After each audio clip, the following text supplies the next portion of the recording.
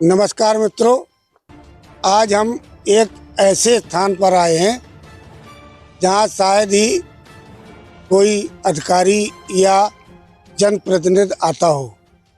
ये ग्राम नरिहान है, तहसील कालपी के विकास खंड महेबा की ग्राम पंचायत पड़री का मजरा है। ये नरिहान जो आप देख रहे हैं, जहां पर मैं खड़ा हूं, इस गांव की स्थिति दिन प्रतिदिन इतनी खराब होती जा रही है कि शायद इस गांव का अस्तित्व भी खतरे में है। ये आप देख रहे हैं यमुना जी, यहाँ यमुना जी जो अब बह रही हैं, लगभग 8-10 साल हुए होंगे। सहदेव जी हैं, इस गांव के जागरूक नागरिक हैं, तो ये भी बहुत अच्छी तरह परिचित हूँ। और या दुर्भाग्य कहें या सौभाग्य कहें, मैं भी इस गांव में, मुझे भी जन्म लेने का भगवान ने अवसर दिया था, इसलिए इस गांव के बारे में मैं बहुत जानता हूं।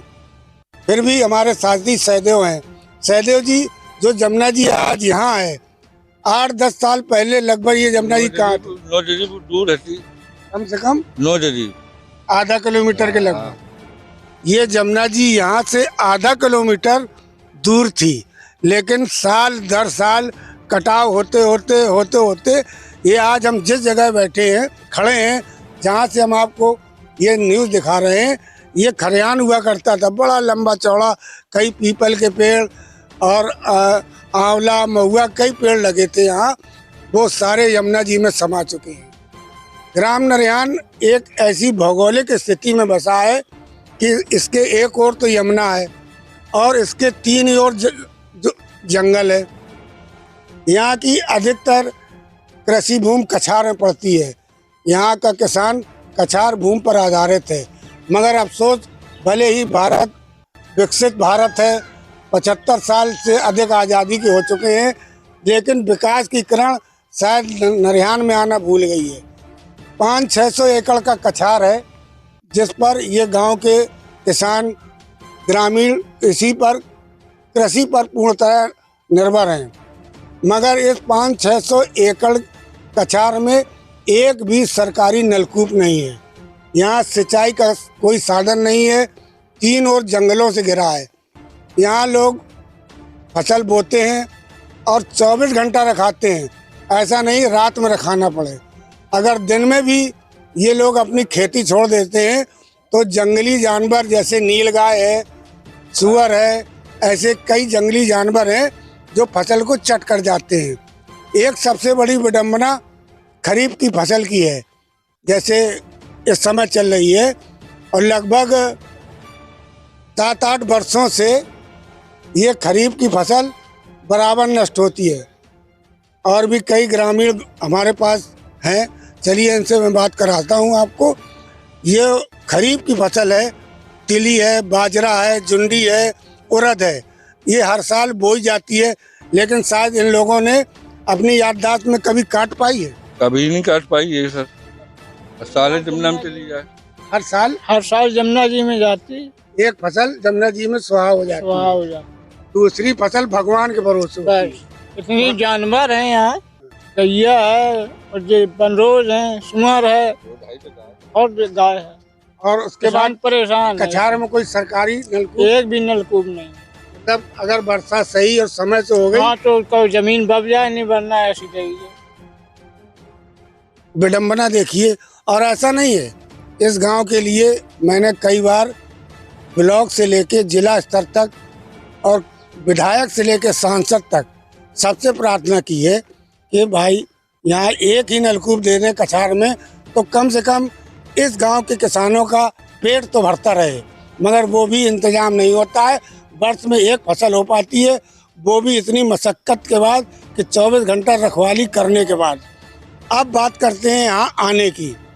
कालपी मुख्यालय से इस गांव की दूरी बहुत 11 किलोमीटर होगी या 12 किलोमीटर होगी, मगर आज हम आए हैं तो हमें आने के लिए यहाँ कम से कम 35 किलोमीटर का चक्कर काटना पड़ा, तब हम यहाँ आ पाए हैं। अब कारण इसका ये है कि यहाँ से पड़री और नरिहान के बीच में लगभग 2 किलोमीटर का रास्ता है, वो पूरी तरह कच्चा रास्ता है। काफ़ी बिना निवेदन के बाद इस वर्ष कुछ मट्टी डाली गई है रास्ते में, बाकी पहले रास्ता ही नहीं था। कम से कम रास्ता हुआ है, लेकिन वो कच्चा रास्ता है जो बरसात में कम से कम 3 महीना तो बंद रहता ही होगा। 3 महीना 4 महीना तक बंद रहता है, क्योंकि बरसात में पानी भर जाता है, कीचड़ हो जाता है, कटान हो जाती है। इन 4 महीनों में अगर ये लोग बीमार होते हैं, यहाँ गांव के लोग बीमार होते हैं, तो इनको कम से कम 35-36 किलोमीटर का चक्कर काटना पड़ता है जब ये अस्पताल पहुँच पाते हैं। मैं सरकार से, अपने जनप्रतिनिधियों से, विधायक, सांसद या जिला पंचायत अध्यक्ष से निवेदन करना चाहते हैं कि आप एक बार ग्राम नरहियान आएँ और यहाँ की स्थिति देखें, यहाँ के लोग कैसे अपना जीवन यापन करते हैं उसको देखें। अगर सही आप मानवता को समझते हैं तो इनको वो सुविधाएं दी जाएं जो कि विकसित भारत में अन्य गांवों को, मजरों को मिल रही है। क्योंकि ये बहुत समय दस्तबाहुल रहा और उनकी वजह से आना जाना भी कम हो गया। रोजगार भी इस गांव में मात्र कृषि है। कृषि के अलावा कोई पशुपालन या दुग्ध उत्पादन भी करे तो जाएगा कहाँ, बेचने कहाँ जाएगा। इसलिए मात्र कृषि पर आधारित है, जिसके चलते यहाँ के भारी संख्या में पलायन हुआ है। आप इस गांव में देखेंगे तो शायद ही कोई ऐसा घर हो जहाँ के युवा इस गांव को छोड़कर देश के अन्य बड़े बड़े शहरों में मेहनत मजदूरी करके कमा रहे हैं। भैया क्या स्थिति है इस गांव में, युवा वर्ग क्यों नहीं रहता है? भाई यहाँ पे कोई साधन ही नहीं है, मजदूरी, हम लोग पेट कैसे पालें? तो बाहर निकल के पेट पाल रहे हैं, क्या करें, मजबूरी है। इसलिए हम लोग यहाँ कोई रह ही नहीं पाता है, वही बुजुर्ग लोग रह रहे हैं बस। बाकी जो काम करने वाले हैं वो सब बाहर हैं। आज की स्थिति में देखो तो गांव में 10 आदमी नहीं मिलेंगे। ये स्थिति है, बहुत बुरी तरह पलायन हो रहा है। बाबा जी है हमारे मंदिर के पुजारी हैं, शिव जी का मंदिर है, पुजारी जी हैं। बाबा जी बताएं इस गांव की क्या स्थिति है? स्थिति बहुत गंभीर है सर। मेरा ये मंदिर है ना जो यमुना जी से कटा जा रहा है, उसके लिए आप कोई उपाय, यहाँ पे बाउंड्री वगैरह, वो तार फेंसिंग होती है ना बॉर्डरों वाली, वो हो जाए तो अच्छी बात है। हर साल तो, ये जमीन कटती जा रही है, कट जा रहा। हमारे पेड़ पौधे जो लगाते हैं सारा यमुना जी में बह के निकल जाता है, कट जाता है, और कुछ दिन के बाद मंदिर में भी कटने की संभावना हो रही है।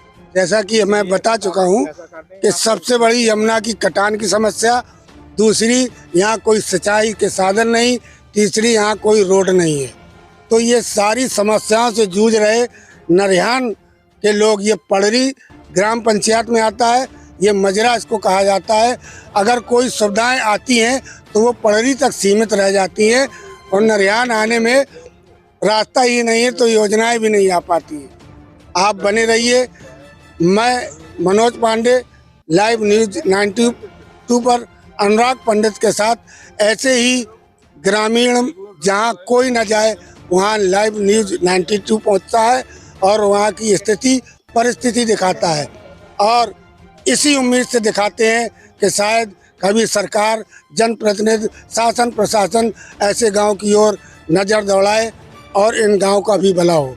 आप देख रहे हैं लाइव न्यूज 92। मैं हूं मनोज पांडे, अनुराग पंडित के साथ।